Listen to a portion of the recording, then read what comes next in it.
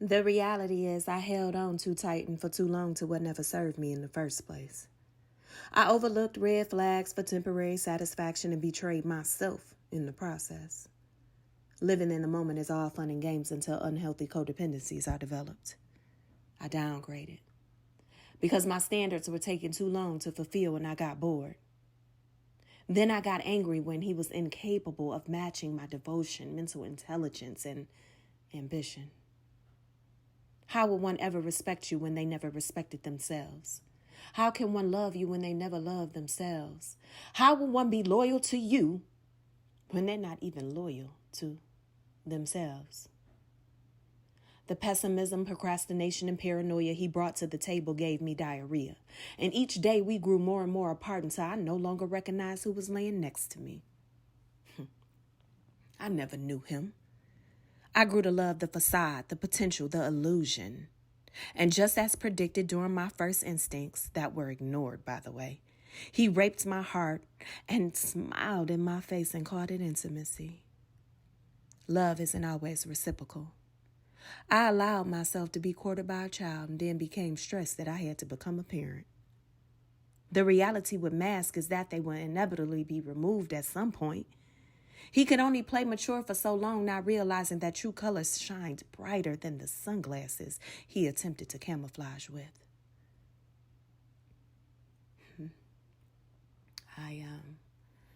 I adored his smile, and it motivated me to do almost anything for him. It was in this moment that God got furious with this level of mind control and removed the scales from my eyes, pulling skeletons out of the closet and exposing the truth. I can't even say that the next time I'll date my age because I had a 50-year-old that was on the same time as him and delivered the exact same results, you see. A young hoe will eventually develop into an old hoe. Character rarely changes. Somewhere down the line, someone failed him. Consequently, corrupting his soul and no amount of love from a woman can repair that. I'm not God, nor do I wish to take on his operations.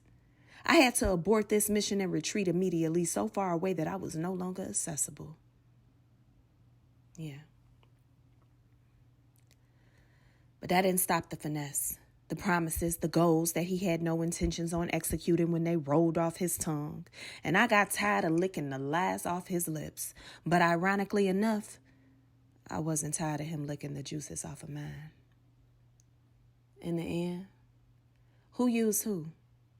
Perhaps we used each other. Perhaps we gravitated like magnets through trauma bonding and allowed the devil to convince us that this courtship could ever be successful. I remember when he would put his head on mine and pray for me. Whole time he was praying on me, playing in my face saying never safe, and my resentment is turning into hate because of the dishonesty. We can no longer go back to what we were, nor be cordial in the future. And this is going to be disheartening for the whole dynamic. Nevertheless, I'll never wish him ill will nor grace, but manifest that he may have the life that he truly deserves and all that comes with that. It's been a hell of a year. So goodbye to the fake love and goodbye to Malik.